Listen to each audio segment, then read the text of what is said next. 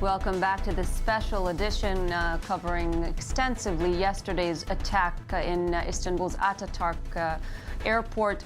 We're now going to be joined by a Hurriyet reporter, Barçin Yinanç from Istanbul. Thank you for being with us. Thank you. So is Turkey getting used to these kind of attacks?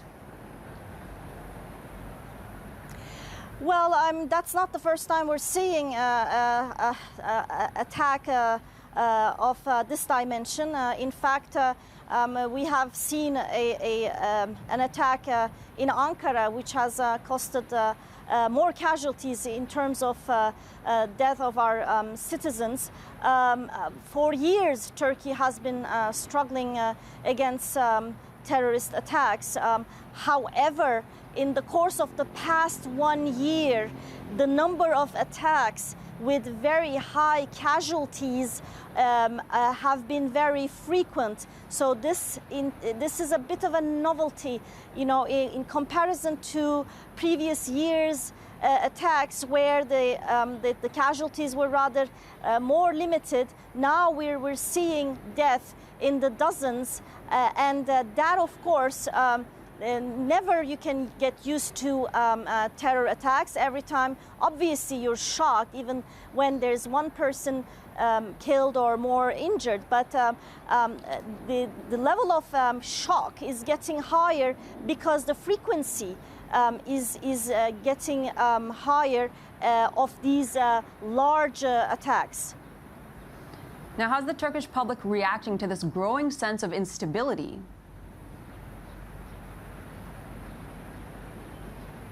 Well, unfortunately, these terror attacks, instead of uniting the population against the terrorists, it unfortunately polarizes and deepens and consolidates the polarization in the society. Those who are staunchly against the ruling AK Party, they blame the government, and those who are supporting the AK Party, they prefer to blame outside forces, and they even prefer to blame the opposition for not giving enough support to the government's efforts to fight terrorism. So unfortunately, in contrast to other countries, when such incidents unites people, in Turkey it increases polarization. Having said that, however, yesterday when news were out that there was a huge attack and there could be need for additional blood, people have rushed to the hospitals to donate their blood. So on the humanitarian level, everyone tries to do whatever they can. But when it comes to who, why did it happen, why wasn't it prevented, then people start having very much polarized views. And do you expect the government to announce new measures in order to prevent these attacks?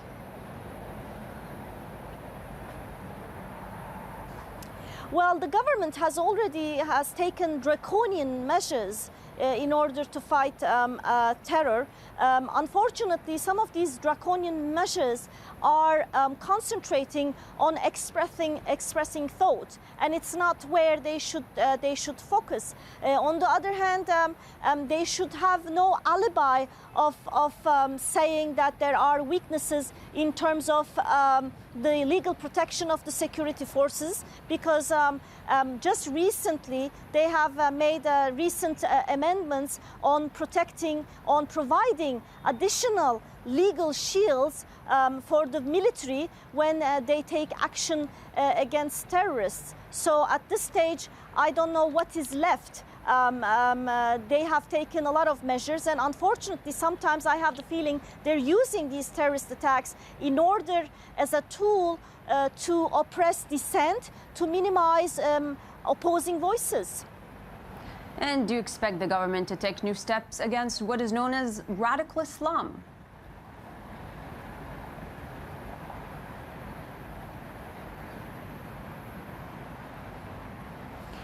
Well, the Turkish government had already taken measures to minimize the threat of radicalists. What's the problem in Turkey is that it is faced by threats from several frontiers. It is not only fighting against the outlawed Kurdistan Workers' Party, but it is also facing the threat of the radical leftist organizations who are staging attacks, and it is also fighting against the radical Islamists. So for what I know, it's that the Turkish side, especially in the course of the last 1 or 2 years, have started to put more and more pressure on the radical Islamists. And in fact, the reason why we are seeing more attacks on the part of the radical Islamists is precisely because they feel more and more pressure from the Turkish side. Birçan Yaninç, thank you for joining us. Thank you. And with me in studio is Ali Waqed, our senior Middle East analyst, and our diplomatic correspondent, Oz Rosenberg. Thank you for joining us. Ali, some very interesting points, and I'd like to talk about the last one with our phoner from Istanbul.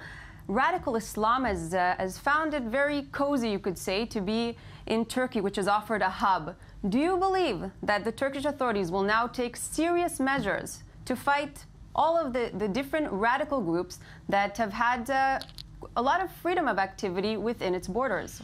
You know, a couple of hours after the declaration of Israeli Prime Minister and his Turkish colleague about the reconciliation process, the Kremlin published a statement saying that President Erdogan sent a letter of apology to the Russians for the incident of the Russian airjet in November, and this shows that the Turkish regime is in a way restudying its policy vis-a-vis the Middle East and questions in the Middle East. Erdogan is leading an Islamic party, but Turkey was never an Islamist state. It is true that the Turkish population was exposed to Islam in comparison to the corrupted era before Erdogan, but they were never a radical population like we knew in the region.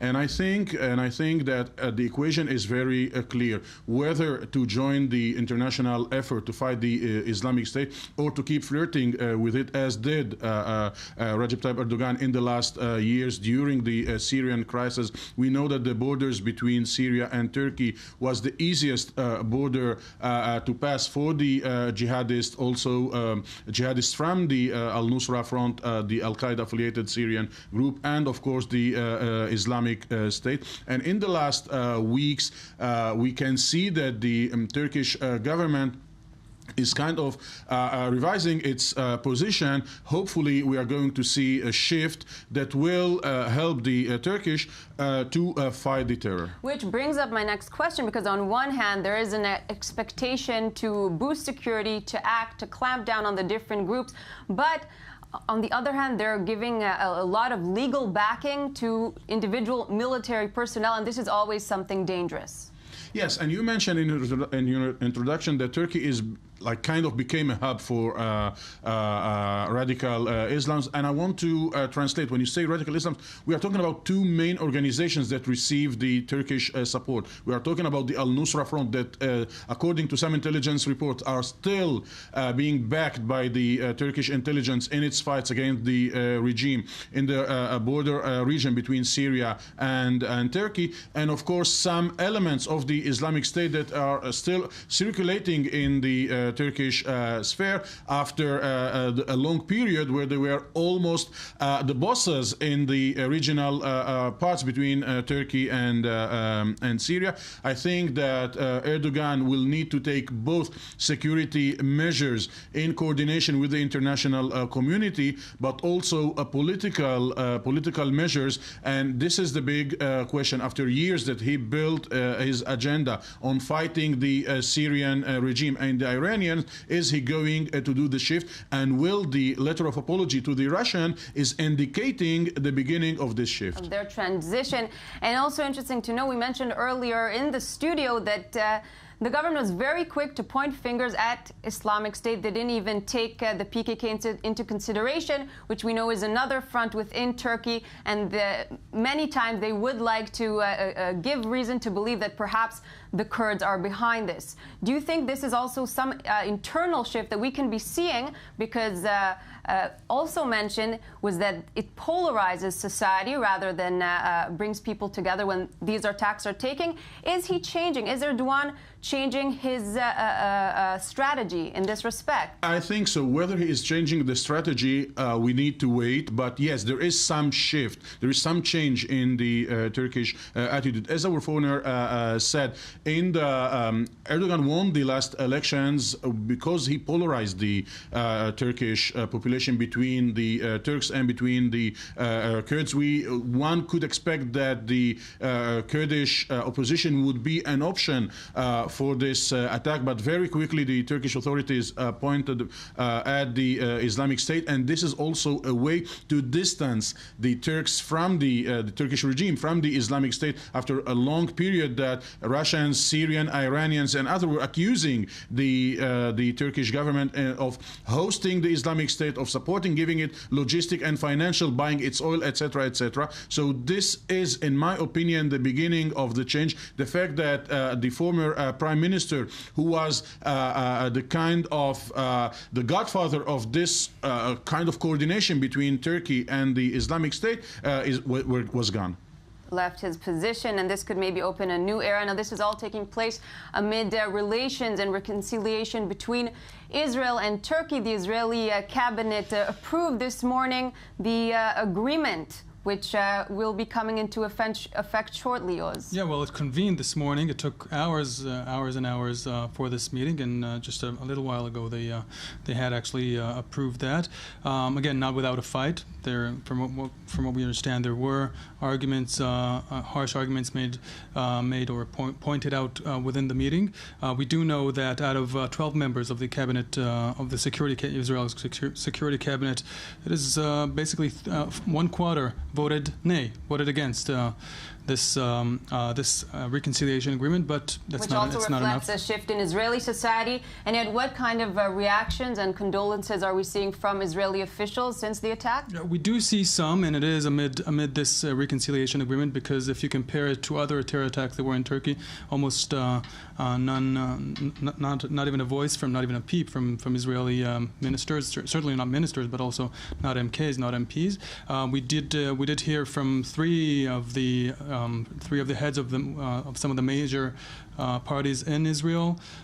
We're talking about Mr. Herzog, who yesterday already had a statement out, condolences for the Turkish people, and Mr. Lapid, and the head of the Knesset, of the Parliament, Mr. Yuli Edelstein, who speaks really for the coalition in this case, and sent a letter. But I do want to go back for a minute to the cabinet meeting, because we talked about 1/4 has voted against, and one of the people who voted against that is a recent addition to this government, and that is Mr. Lieberman, who was appointed very recently to defense minister, and this is Lieberman going this term going head to head against Netanyahu. We saw that in the past. In the past, it caused for their divorce. We don't know where something that we it'll lead wouldn't today. Expect this time round, and perhaps wouldn't expect so soon. And also something very interesting, there was a recent poll by Channel 10 showing that a lot of the Israeli public, it was over 50% that opposed the poll. We'll be talking about this in a little while. And meanwhile, the international leaders who we spoke about were quick to offer condolences, as were Israelis, to the Turkish people, and condemn yesterday's bloody attack. This next report by Denise Wood takes a look. Prominent politicians and world leaders around the globe are expressing sorrow and condemning the terror attacks at Istanbul's Ataturk airport, which killed at least 36 and injured close to 150 people. Let me express my deepest condolences to the families and loved ones of the victims of tonight's attacks in Ataturk International Airport in Istanbul. In times like these, we should all be united. Heute noch nicht, wer und mit welchem Motiv heute Abend diese Tonight, we do not know who carried out these horrid attacks and with what motivation. I will not further speculate on that, but I offer my deepest sympathies to the relatives of the victims and the injured. And I want to say to all of the Turkish people that we consider ourselves united with them in the fight against terror. Uns im Kampf gegen den Terrorismus vereint sehen. So this is a very sad day for the people of Turkey. It's a very sad day for the people who love freedom, as we do and the Turkish people do.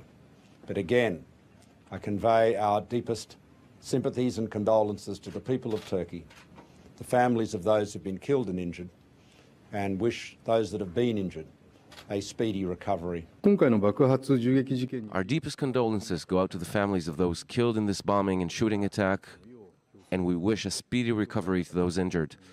We'd also like to express our strong solidarity with the Turkish government and the Turkish people. Along with denouncing the incident, several world leaders also expressed a pressing need to identify who carried out the attack, to keep additional terrorist attacks from occurring. Condamner fermement cette attaque. I also want to strongly condemn the attack and make sure we can know exactly who were the perpetrators, so that together we can do anything possible to fight against terrorism, especially in this region. Possible d'engager contre le terrorisme, notamment. Are still collecting information and trying to ascertain what happened and who did it. And I won't comment further on it except to say that this is daily fare. And that's why I say the first challenge we need to face is countering non-state violent actors. No group has yet claimed responsibility for the attacks, which saw 3 suicide bombers open fire and blow themselves up at the entrance to Istanbul's main international airport. The Turkish Prime Minister Binali Yildirim says findings indicate that the attack was carried out by the Islamic State, but a probe is still underway. Israel and Turkey announced on Monday they would normalize relations after 6 years of broken ties, a rare rapprochement in a divided Middle East, driven, some would say, by the prospect of lucrative Mediterranean gas deals, as well as mutual fears over growing security risks. And now joining me in studio is Erez Tzadok from the Aviv Fund, and we're still with Oz Rosenberg, our diplomatic correspondent. Erez, you're one of the leaders or leading voices against the gas deal by Netanyahu. Yes, leading voices, yes. Yes, and I think that, this agreement in Turkey, I just heard Dan Meridor, which was the minister that was responsible when the Marmara issue happened. And he said that this agreement it was ready for, the last 5 years. And actually it was in better terms than now. And the question is, why now? Nothing happened. And, we give it all. We pay terrorists $21 million, and we apologize. So, we are the blames, right? If we apologize and we pay money, and we don't think so. And we get nothing. The Hamas is still in Turkey. Everything, from their concerns stays the same. And we believe that there is a gas issue here. And, Leviathan field, we cannot develop Leviathan field without Turkey. That's the fact right now, because we cannot export to Europe other than using Turkey as the gate to Europe. We cannot export to Asia because the factories in Egypt are being busy with the Egyptian gas. Still very critical of the deal, and those critical of the Turkey-Israel reconciliation deal are saying that it was driven by financial considerations. Oz, would you like to react? I'll just say that in his recent visit to Moscow, Mr. Netanyahu met with Mr. Putin at the presser there. One of the main points that they stressed was the fact that Israel and Russia is rooting for expanding their relationships, namely within the field of energy. And then this goes into the bigger frame of a trade-free economic zone.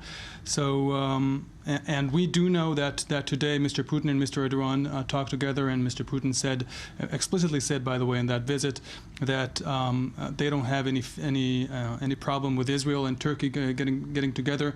As long as we have a good relationship between two countries, it's good for the whole region. This deal is taking place in a very divided Middle East. So, isn't a peace and a strong alliance within this chaotic region more important than opposing the gas deal? The question is how long it will stick, you know. And, you know, when you talk about the gas and the gas deal with Turkey, it's very important to understand that this agreement has nothing to do with the gas, with the details of the gas agreement, okay? The gas agreement will be negotiated later. Now, once Erdogan knows that we need Turkey to export the gas to Europe, and without Turkey, we cannot develop the Leviathan field, what would be the negotiation all about? I mean, he holds all the cards. So, and also important to note, Israel's High Court did reject Netanyahu's gas plan, and it seems that it's maybe able to take place or take a different shape through this reconciliation with Turkey. It won't happen. I believe that Leviathan won't be developed in the next coming years. I believe that we cannot even export to Turkey.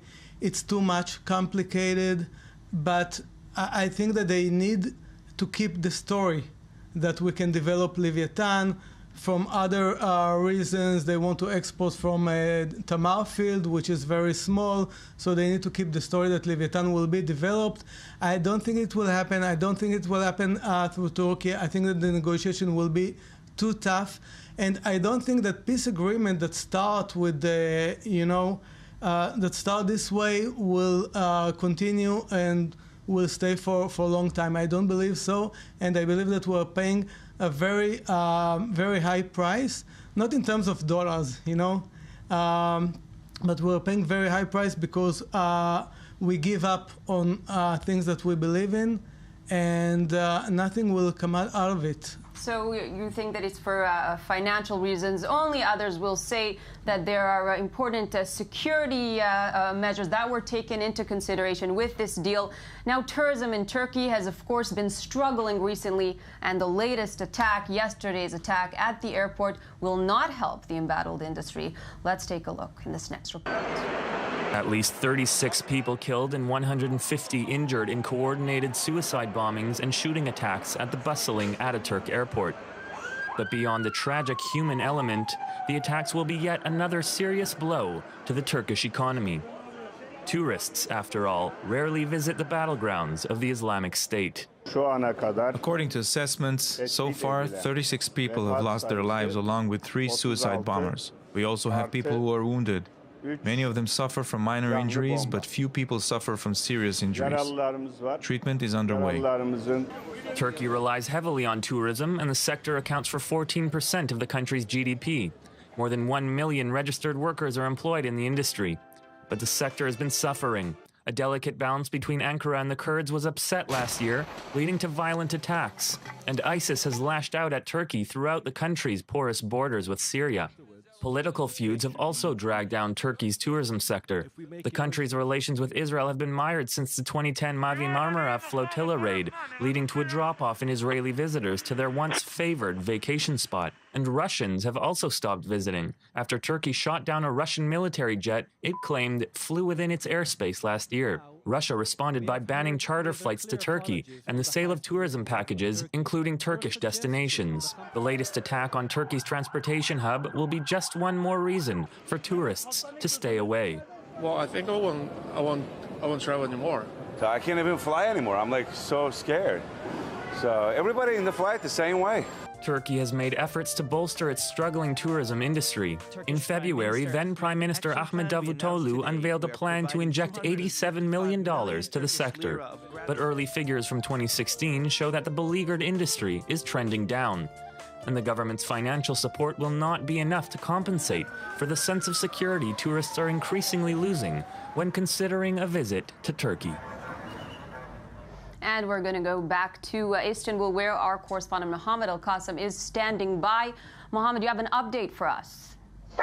Yes, according to the Turkish government, they have revised their number of casualties. Now it stands at 41, and also they have revised the number of foreigners that have been killed in the attack, and they say it's up to 10. That's according to the Prime Minister's office and to the police authorities here in Istanbul. Wonderful. And if you can tell us just a little bit more about what's happening on the streets, walking around, the general atmosphere, and is there still a sense of panic? Well, let me tell you one thing. There is a sense of anger more than a sense of panic. We've been driving around the city of Istanbul, and people are going about their work, but they are very angry, and you wouldn't believe what they're angry at. They are angry at the government and at the president, saying that this is the result of the policies of President Recep Tayyip Erdogan. Mohammed Al-Qasim, thank you very much for your insight. Unfortunately, that's all the time we have here with the extensive coverage over the aftermath of yesterday's attack in Turkey, with the death toll rising to 41. We'll continue to cover this story, of course, throughout the day here at I24 News. Thank you for watching.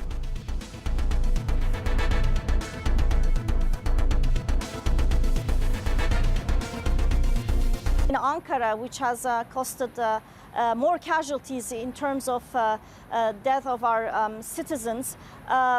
For years, Turkey has been struggling against terrorist attacks.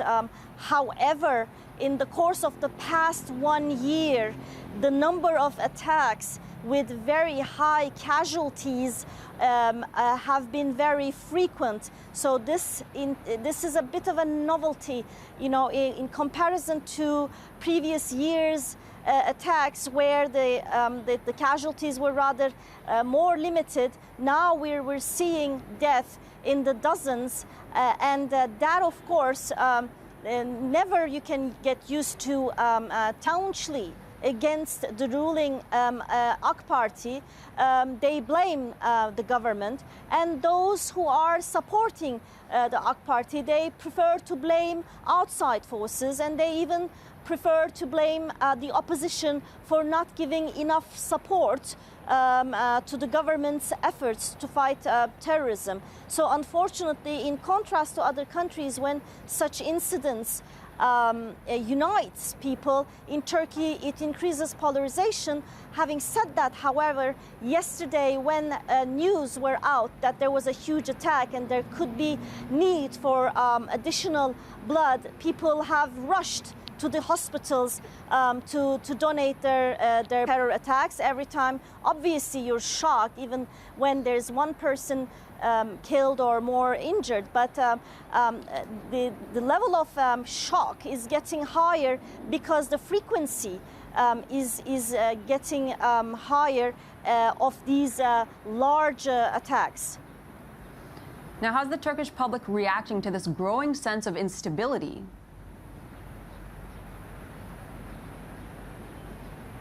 Well, unfortunately, these terror attacks, instead of uniting the population against the terrorists, it unfortunately polarizes and deepens and consolidates the polarization in the society. Those who are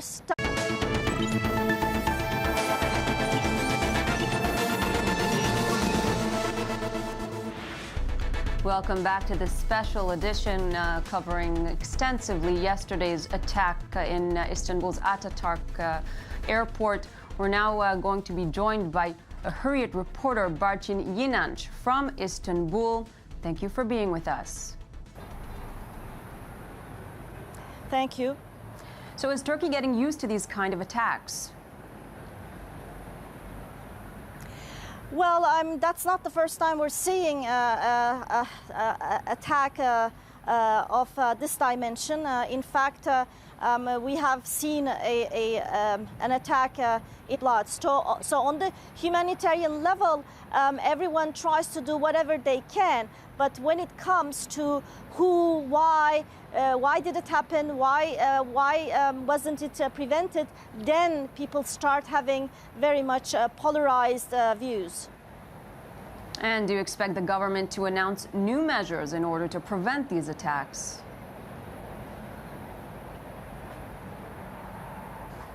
Well, the government has taken draconian measures in order to fight terror. Unfortunately, some of these draconian measures are concentrating on expressing thought, and it's not where they should.